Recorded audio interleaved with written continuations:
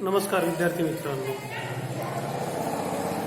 आज दिनांक 2 फेब्रुवारी 2021 वार मंगळवार. आजच्या तासिकेमध्ये तुम्हा सर्वांचं खूप खूप स्वागत. आज आपण पुढील प्रश्न क्रमांक 5 प्रॅक्टिस सेट 1.4 पान क्रमांक 25 प्रश्न 5वा जो आहे तो बोर्डवरती मी या ठिकाणी लिहितोय. Question number 5 is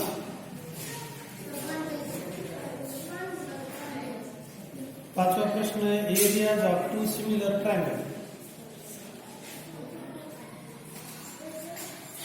areas of two similar triangle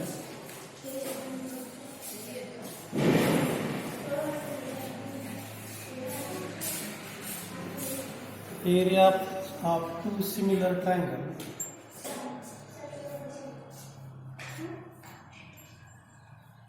are 225 square centimeter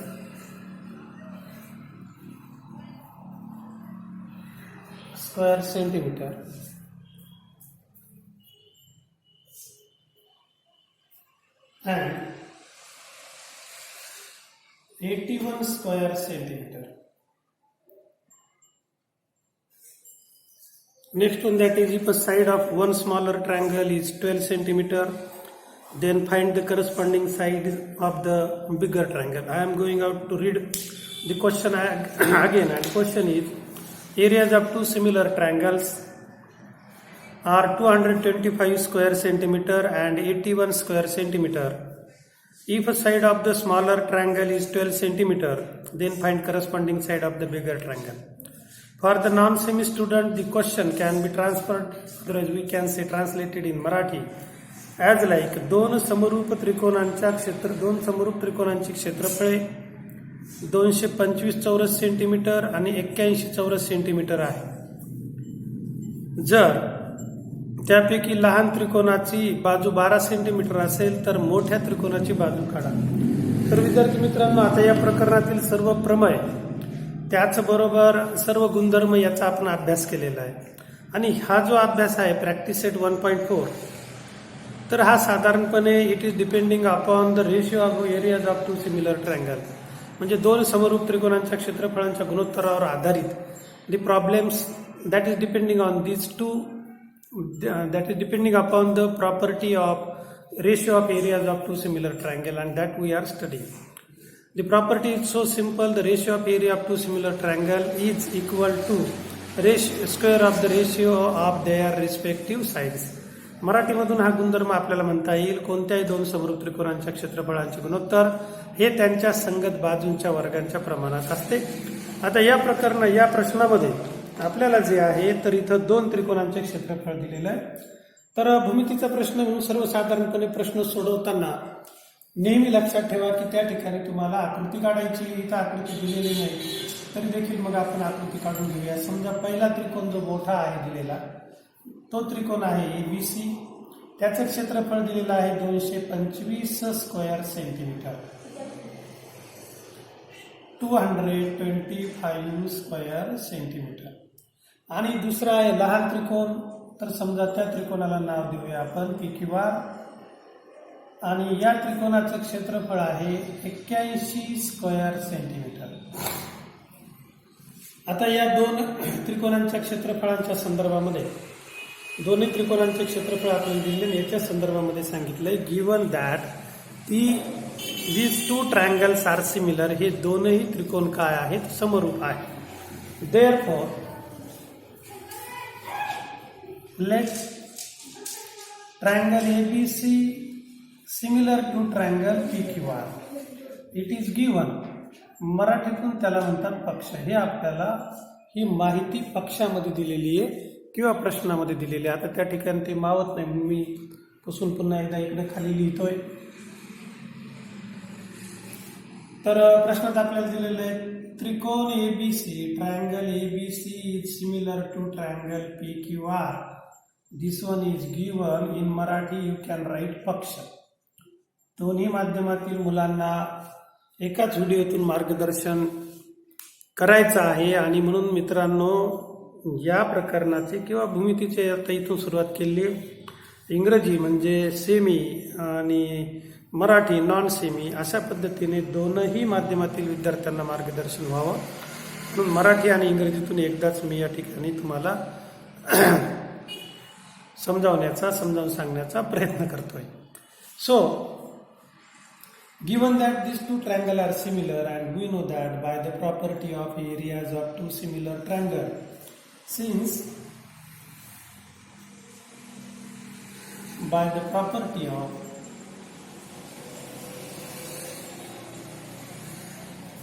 areas, ratio of areas of two similar triangles, ratio of areas of two similar triangles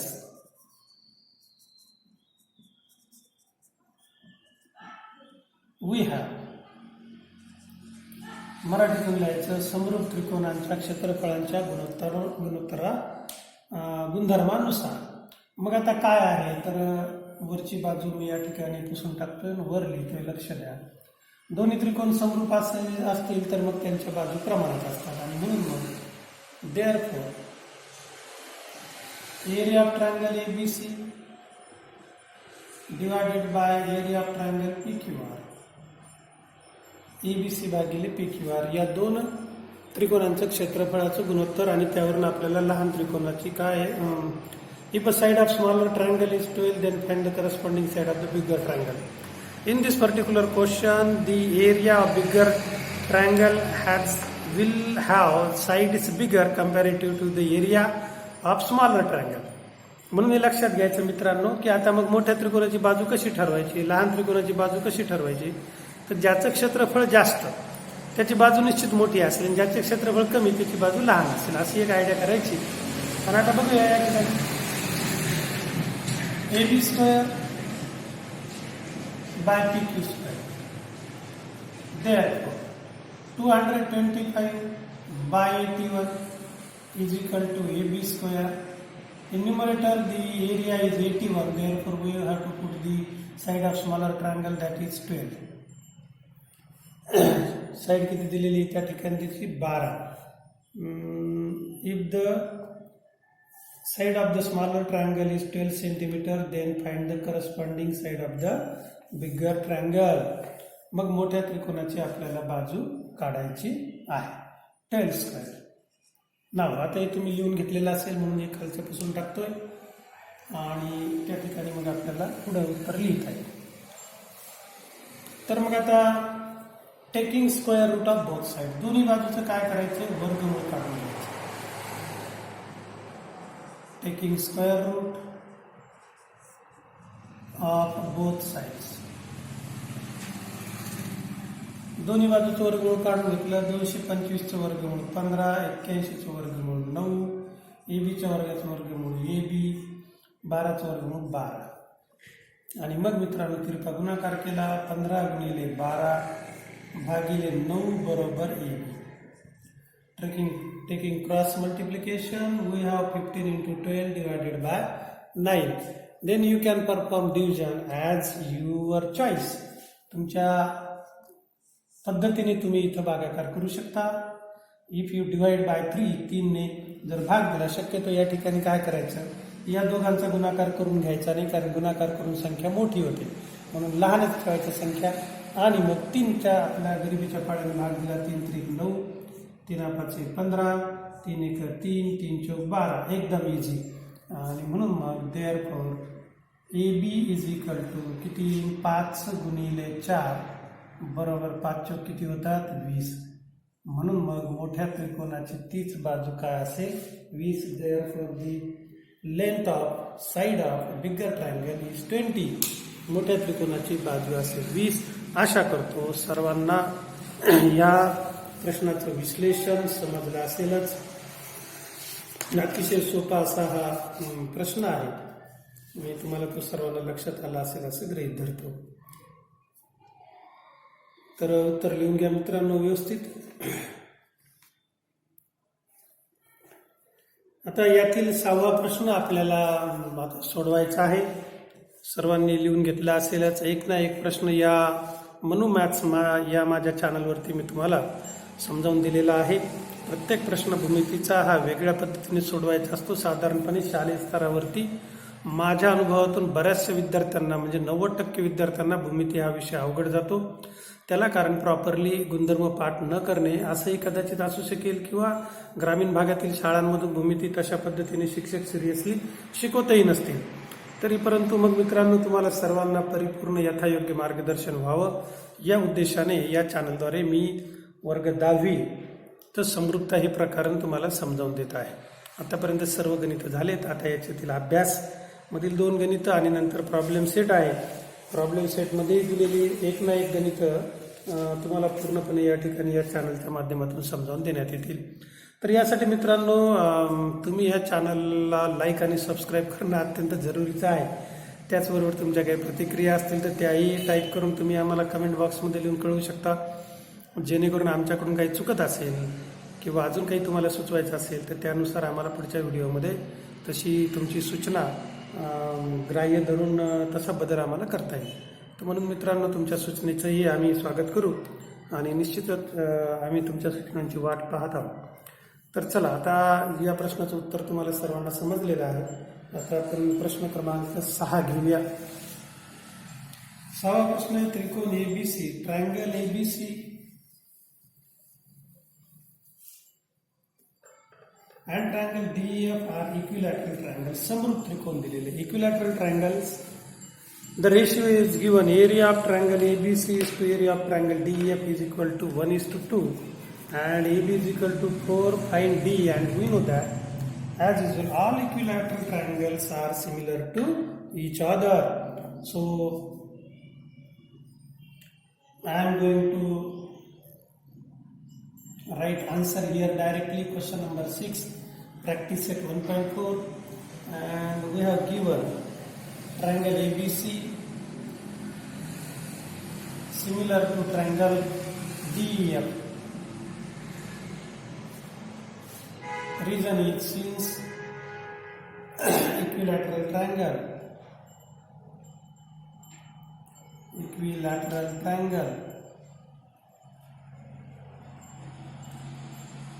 property, मराठीत त्याला म्हणता येईल समरूप त्रिकोणांचा गुणधर्म. कोणतेही दोन समभुज त्रिकोण हे समरूप असतातच, परंतु कोणतेही 2 समरूप त्रिकोण हे समभुज असतातच असं नव्हे. असा हा गुणधर्म आहे. आता इथं दोन्ही त्रिकोण आपल्याला समभुज दिले आहे, तर समभुज त्रिकोण हे समरूप असतातच 100%.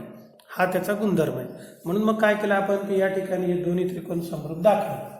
म्हणजे ABC त्रिकोण DEF, आता याचं गुणोत्तर दिलेलं आहे अँड हे सुद्धा पुढे आपल्याला काय लिहायचं आहे, गिवन. मराठीतून तुम्हाला लिहायचं आहे पक्ष. And second thing that is area of triangle ABC bye area of triangle DEF, that is equal to 1:2, 1/2, and AB is equal to 4. Equation number 1. This one is also given. हे सुद्धा आपल्याला दिलेलं आहे. आणि म्हणून मग मित्रांनो आता काय दिलेलं आहे, AB is equal to 4. But since by the property of ratio of area of 2 triangles, we know that मराठीतून लिहायचं 2 समरूप त्रिकोणांच्या क्षेत्रफळांच्या गुणधर्मानुसार काय, ABC area of triangle ABC bye area of triangle PQR, पहिले 2 अक्षर घेतले AB² बाय PQ². गुणधर्म आता तुम्हाला सर्वांना माहिती झालेला आहे. कोणत्याही 2 समरूप त्रिकोणांच्या क्षेत्रफळाचे गुणोत्तर हे त्यांच्या संगत बाजूंच्या वर्गांच्या प्रमाणात असते. Ratio of area of any two similar triangle is in equal proportion with their square of their respective sides. Corresponding sides. संगत बाजूंच्या वर्गांच्या प्रमाणे. Here we have given AB.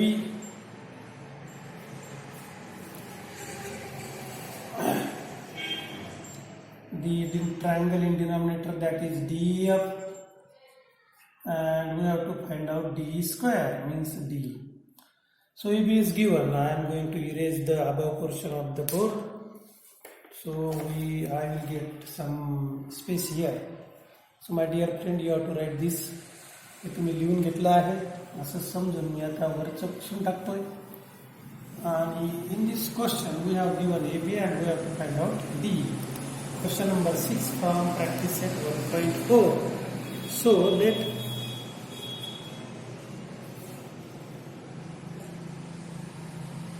the area of triangle ABC by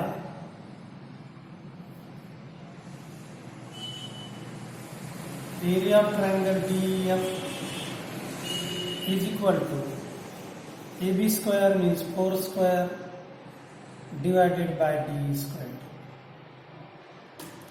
But the ratio AB by DEF triangle area of triangle ABC by DEF, that is given 1:2. 1/2 हा त्याचं गुणोत्तर दिलेलं आहे रेशिओचा, means 1/2 is equal to 4 square by DE square.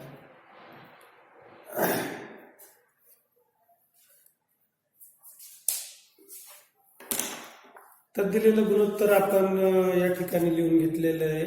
आणि मग नंतर आता गुणोत्तर लिहून घेतल्यानंतर आता आपल्याला त्या ठिकाणाहून डीईची बाजू काढायची.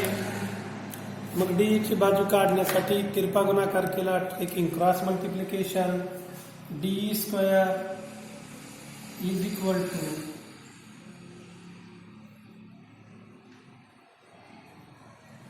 4 स्क्वेअर इंटू 2. 4चा वर्ग गुणिले 2, कारण एबीची किंमत आपल्याला दिलेली आहे 4 आणि म्हणून एबीच्या किमतीवरून आपल्याला डीची किंमत ठरवायची आहे. तर मग आता तिरपा गुणाकार करून घेतल्यानंतर जर 4चा आपण वर्ग केला, इकडे उजव्या बाजूला इथं लिहिणं होईल, म्हणून डीचा वर्ग. आता डी आपल्याला काढायचं. मग या ठिकाणी आपल्याला लिहिता येईल therefore taking square root of both sides, दोन्ही बाजूचे वर्गमूळ घेतला. आता एक खालचं पुसून टाकतो म्हणजे काही जागा त्या ठिकाणी शिल्लक होईल. आता या ठिकाणी डीच्या वर्गाचे वर्गमूळ आहे डी, 4च्या वर्गाचे वर्गमूळ 4, 2चं वर्गमूळ निघत नाही म्हणून वर्गमुळात 2, म्हणून डीची किंमत येईल 4 वर्गमुळात 2. अशा पद्धतीने अतिशय सोप्या रीतीने या प्रश्नाचं उत्तर तुम्ही लिहू शकता. काहीही याच्यामध्ये तकलीफ किंवा त्रास तुम्हाला होणार नाही. हाही प्रश्न तुम्हाला चांगल्या रीतीने समजला असेल असं नेहमीप्रमाणे गृहीत धरतो. मित्रांनो, उत्तर तुम्ही लिहून घ्या एकदम डिटेल. आणि विशेष तुम्हाला सांगायचं म्हणजे की आता फेब्रुवारी, मार्च आणि एप्रिल साधारणतः 2.5 महिने वेळ तुमच्याजवळ. जास्तीत जास्त अभ्यास करा. एक गोष्ट पक्की लक्षात घ्या की बरेच जण तुम्हाला सांगतात की 10वीच्या पर्सेंटेजवरती आता काही नाही, नीट्स आणि सीईटीचं आहे वगैरे. त्या मूर्खांच्या म्हणण्याकडे दुर्लक्ष करा. दोस्तांनो, मित्रांनो, मैत्रिणींनो, भावांनो आणि बहिणींनो, 10वीच्या पर्सेंटेजवरती भविष्यामध्ये LICच्या जागा भरल्या जातात. 10वीच्या पर्सेंटेजवरती तुम्हाला कदाचित कल्पना नसेल, परंतु भारतीय डाक विभाग, ज्याला आपण पोस्ट ऑफिस म्हणतो, त्याच्यामध्ये तुमच्या पर्सेंटेजवरती डायरेक्ट तुम्हाला नोकरी मिळते. असे बरेच काही सेक्शन आहेत की त्या ठिकाणी 10वीच्या पर्सेंटेजवरती तुम्हाला डायरेक्ट जॉब मिळू शकतो. दुसरं महत्त्वाची गोष्ट की मोठमोठ्या स्टँडर्ड कॉलेजेसच्या ॲडमिशन हे 10वीच्या पर्सेंटेजवरती दिल्या जातात. मग ते लातूरचं सुप्रसिद्ध असं शाहू कॉलेज असो किंवा अजून दुसरे इतर ठिकाणचे काही कॉलेजेस असतील. आणि म्हणून मित्रांनो, जे कोणी तुम्हाला असं सांगत असतील त्या मूर्खांच्या म्हणण्याकडे दुर्लक्ष करा आणि अभ्यासावरती लक्ष केंद्रित करा. जास्तीत जास्त आपल्या बुद्धिमत्तेनुसार कृतीनुसार जास्तीत जास्त अभ्यास करून जास्तीत जास्त पर्सेंटेज कसं घेता येईल याचा तुमचा कल असला पाहिजे. यावरती तुम्हाला परीक्षेमध्ये लक्ष द्यायचं आहे. आणि म्हणून त्यासंबंधी ज्या काही छोट्या छोट्या टिप्स आहेत त्या यथावकाश येणाऱ्या काळामध्ये मी तुम्हाला सांगणार आहेच. आता बघूया आपण प्रश्न क्रमांक 7 अभ्यासमधील हा अभ्यास 1.4 प्रॅक्टिस सेट 1.4 मधला ही 7वा प्रश्न आहे आणि this one is activity sheet. This one is activity sheet is given, exam is on the door. आता परीक्षा तुमच्या दारापर्यंत आलेली आहे. बिकॉज ऑफ कोविड-19 virus we have to suffer much more. खूप आपल्याला त्याचा त्रास झालेला आहे आणि अभ्यासही तुम्हाला या ठिकाणी शाळेत जाता आलं नाही, रेग्युलर क्लासेस नाही, शाळा नाही. त्यामुळे आताची 10वीची परीक्षा सगळ्याला अभ्यासक्रमानुसार जरी होणार असली तरी भरपूर याच्यामध्ये तुम्हाला त्रास होणार आहे. आणि म्हणून स्वतःला प्रिपेअर करा, जास्तीत जास्त या ठिकाणी तुम्ही अभ्यास करा आणि त्यासाठी तुम्हाला खूप खूप शुभेच्छा तर मी नेहमीप्रमाणे देत आहेच. आता वळूया मित्रांनो 7व्या प्रश्नाकडे. ही ऍक्टिव्हिटी शीट आहे आणि ही तुम्हाला पूर्ण करण्यापूर्वी त्या रिकाम्या जागा किंवा आमच्याकडं त्याला आष्टीमध्ये डब्बे म्हणतात, हे डब्बे भरण्यापूर्वी तो प्रश्न तुम्हाला सोडवायचा असतो. प्रश्न असा आहे, in figure 1.66 triangle segment PQ parallel to segment D, PQ is parallel to segment D is given. Now we have to draw the figure as like we suppose. जसं आपल्याला आवडते आपण समजून घेऊ शकतो त्या पद्धतीने तुम्हाला फिगर काढायची असते. म्हणून मग हा एक भूमितीचा विशेष बदल मी तुम्हाला या ठिकाणी सांगतो. इथं जरी आकृती तुम्हाला आडवी दिलेली असेल तर आपण उभी काढून घ्यायची. बघायची वरती शिरोबिंदू कोणता आहे F, त्याच्या अपोजिट कोणती साईड आहे खाली तर D. इथं मात्र गोंधळ होऊ द्यायचा नाही. नंतर मग तुमच्या लक्षात येईल की FDच्या साईडला कोणता बिंदू आहे तर P आणि FEच्या साईडला कोणता बिंदू आहे की झाली आकृती. मग अशा पद्धतीने आपल्याला सोपी जाते. यामध्ये सांगितलं area of triangle PQF is 20 units. PQF area is 20 unit. PF is equal to 2dp. Given that is PF is equal to 2dp. Then find area of quadrilateral DPQE. Completing the following activity. तर खालील activity पूर्ण करून आपल्याला या त्रिकोणाचं क्षेत्रफळ आपल्याला काढायचं आहे. So we are given the area of smaller triangle. We do not have area of bigger triangle. तर मोठ्या त्रिकोणाचं क्षेत्रफळ दिलेलं नाही आणि मग ही ऍक्टिव्हिटी शीट पूर्ण करण्यासाठी आपल्याला लहान त्रिकोणाचं क्षेत्रफळ काढावं लागेल. मोठ्या त्रिकोणाच्या क्षेत्रफळातून लहान त्रिकोणाचं क्षेत्रफळ वजा केलं तर मग शिल्लक काय राहणार आहे तर शिल्लक राहणार आहे चौकोनाचं क्षेत्रफळ. प्रश्न लक्षात आला. बघा मित्रांनो, my dear friend, in this particular question we have given the area of smaller triangle and that is PQF. Otherwise FPQ.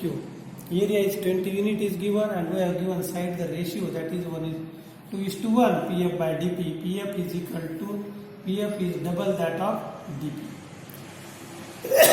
DP चा दुप्पट काय आहे PF आपल्याला असं दिलेला आहे. From this we have to solve the question. यावरून आपल्याला हा प्रश्न सोडवायचा आहे. मग जेव्हा आपण बाजू काढून घेतल्या त्याचबरोबर आपल्याला हे दोन त्रिकोण समृद्ध दाखवायचे, बाजू काढून घ्यायची आणि मग त्यानंतर आपल्याला समृद्ध दाखल्यावर त्यांच्या क्षेत्रफळांचं गुणोत्तर लिहायचं. Then we have to write the ratio of this two similar area of this two similar triangles.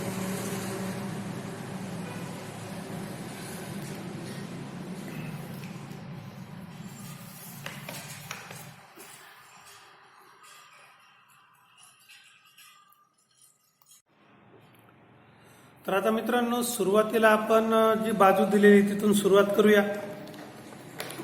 तर त्या बाजूपासून इथून PF is equal to 2dp. बघा लक्ष द्या, since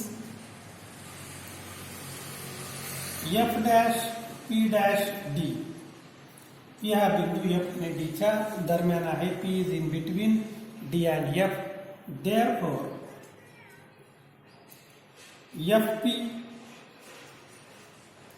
plus PD, FP plus PD is equal to FD. FP is equal to 2dp.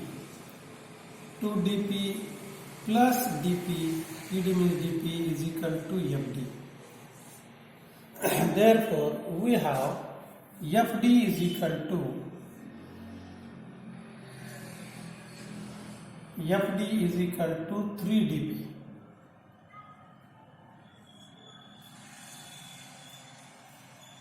Oh, that's out of word. So simple. Therefore, FD is equal to 3dp. FD बरोबर काय आहे 3dp. FD ची बाजू कळाली. आता दोन्ही त्रिकोण आपल्याला समरूप दाखवायचे. प्रश्नामध्ये जर तुम्ही बघितलं मित्रांनो तर in this question, my dear friend, we have given PQ parallel to DE. PQ is parallel to DE is given here. For this purpose, we do not need to use the basic proportionality theorem because we have to find out area. Basic proportionality theorem काही वापरायची गरज नाहीये. क्षेत्रफळ काढायचे. Since PQ parallel to DE, in this way PQ is parallel to D. Here is point P, here is Q, here is D, and this one is E. PQ parallel to D. Therefore, म्हणून this one is triangle, small triangle. I am going to draw here to understand the question clearly. F, P and Q. Then another triangle that is bigger than this. And that name of that triangle is FDE.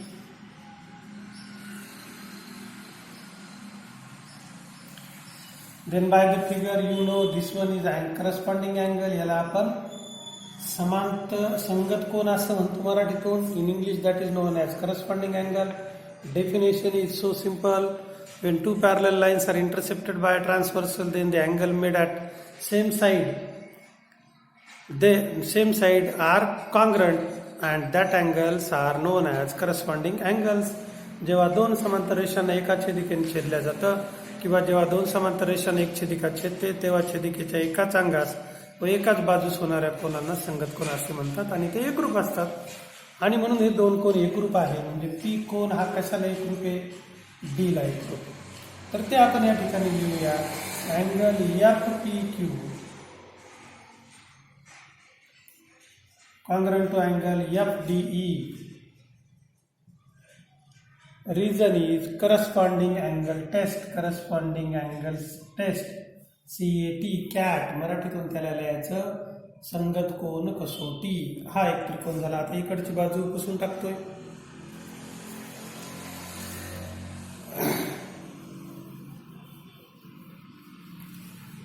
दुसरा आपल्याला कोन या ठिकाणी लिहिता येईल. इकडच्या बाजूने P ही आकृती इथं काढता येईल. बरोबर आहे. इथं ती आकृती काढतो. या दोन अशा समांतर रेषा तुम्हाला पाहायला भेटतात. इथे बिंदू आहे Q, इथं बिंदू आहे E, इकडच्या बाजूला आहे D आणि इथं आहे P. म्हणून हा कोन आणि हा कोन हे दोन्ही काय आहेत? संगत कोन आहेत. त्या संबंधीची आकृती आता आपण इथं काढलेली आहे. म्हणजे हा Q कोन कशाला एकरूप येईल? E ला. म्हणून इथं लिहिता येईल. Therefore, angle FQP congruent to angle FED. Reason is same. Corresponding angle test. तिसरा एक कोन इथं लिहिता येतो PFQ and DFE. हा पण त्रिकोण काय? हा कोन सामायिक आहे. FF दोघांनाही काय? सामायिक. परंतु हे दोन आहेत. बेटर आपल्याला with angle test we can clearly prove that this two triangles are similar. ते सर्व तुम्ही आता लिहून घेतलेलं आहे. आता हे पुसून टाकतो. याची काही आपल्याला आवश्यकता नाही आहे. तुम्ही लिहिलंय. आणि म्हणून मग अशा प्रकारे हे दोन त्रिकोण आता समृद्ध झालेले आहे. म्हणून triangle therefore triangle FPQ similar to triangle FDE दोन्ही त्रिकोण लहान आणि मोठा त्रिकोण समृद्ध झाले. By angle similarity test in Marathi you can write को समृद्धता कसोटीनुसार. देअरफॉर म्हणून काय होणार आहे, area of triangle FPQ by area of triangle FDE is equal to बाजूचा वर्ग म्हणजे FPQ ची बाजू येईल FP चा वर्ग डिवायडेड बाय खालची बाजू कोणती FD चा वर्ग. मग आता किमती ठेवल्या that is equal to FP is equal to आपल्याला काय दिलेलं आहे ते बघूया. FP is equal to given 2dp. So 2dp bracket square divided by FD is equal to 3dp bracket square dp gets cancelled. 2 square by 3 square that is equal to 4 by 9. Right, now we have to find out area. So here this one is given, that is area of triangle FPQ divided by area of triangle FDE, and in the question we have given area of triangle PQ is equal to 20 units. किती unit दिलेलं आहे 20. मग ती किंमत ठेवू द्या FPQ ची, तर 20 divided by area of triangle FDE is equal to 4 by 9. 4/9. आता आपल्याला त्रिकोणाकार हेच क्षेत्रफळ काढायचे. आता इकडचं पुसून टाकतो आणि मग वरच्या पृष्ठाला तिथे काम झालंय. मग आता जर बघितलं मित्रांनो, तिरपा गुणाकार केला तर काय येणार आहे 20 गुणिले 9 बरोबर तिकडच्या बाजूला काय आपल्याजवळ 4 गुणिले एरिया ऑफ ट्रायंगल FDE, आणि म्हणून 20 गुणिले 9 भागिले 4 बरोबर एरिया ऑफ ट्रायंगल FDE. 4 ने भाग दिला, 4 पंचे 20, आणि म्हणून 5 गुणिले 9 बरोबर एरिया ऑफ ट्रायंगल FDE. मग 5 9 45 means 45 area of triangle FDE. आता FDEचं क्षेत्रफळ मिळालं. आता आपल्याला चौकोनाचं क्षेत्रफळ काढायचं आहे. We have to find out the area of quadrilateral DPQE. I think that is yes, DPQE. So I am erasing this. Now we have an idea that is area of bigger triangle is 45 unit and area of smaller triangle is 20 unit. So since area of triangle FDE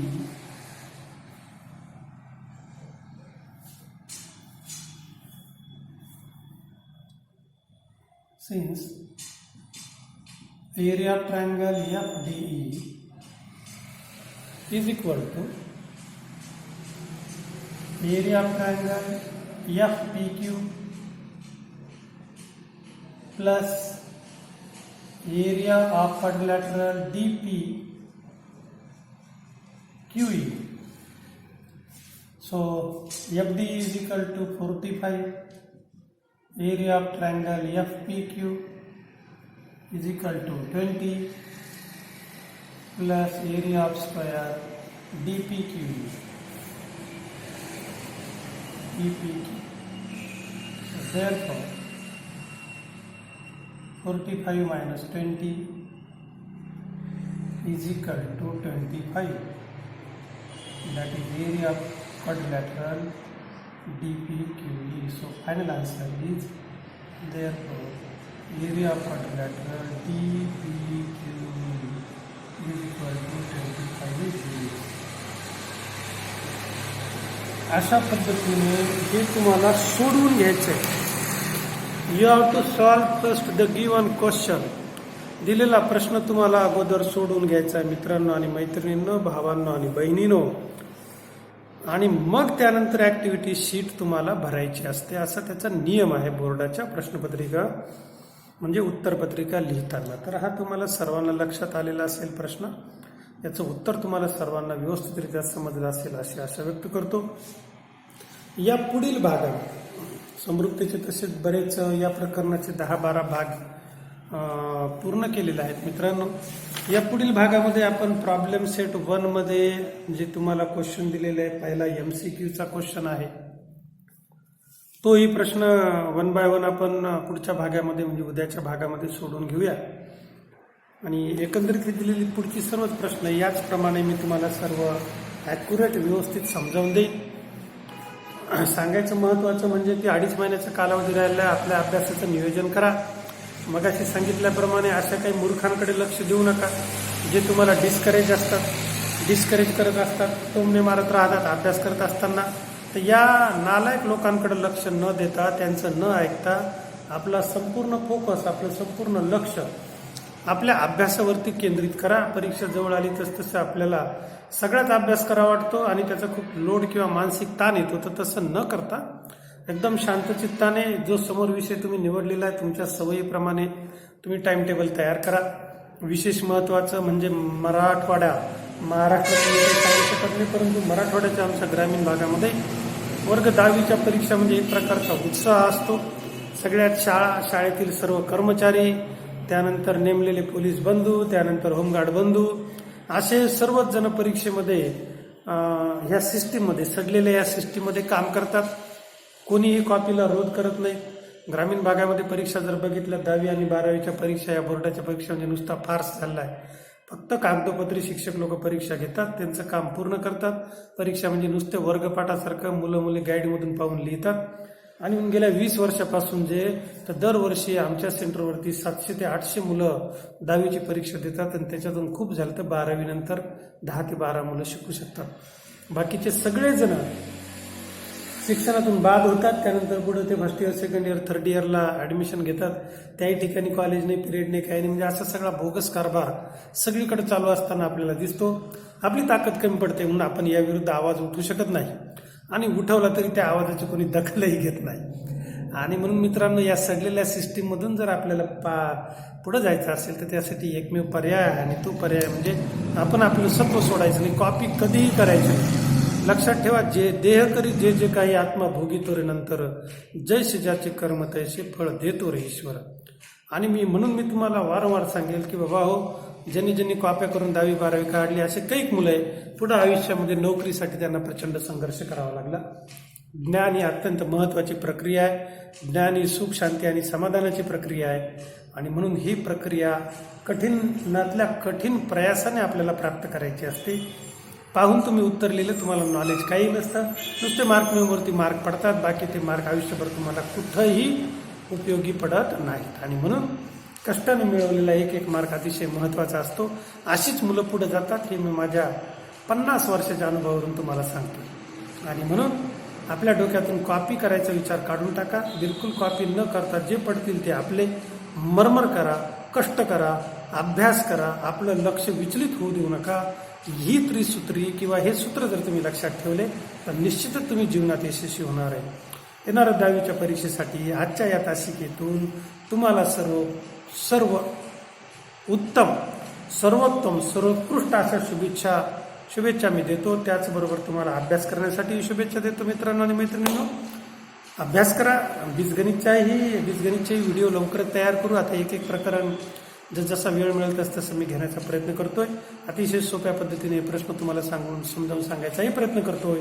दोन्ही भाषा, semi, non semi, and because of these two languages, Marathi and English, I have to speak continuously, so that there will be some word jumbling, but you have to understand that I have to teach in Marathi as well as in English the same problem in a particular time period, so there will be some type of misspell, otherwise some type of mispronunciation will be happen, and you have to understand that. Sorry me for that.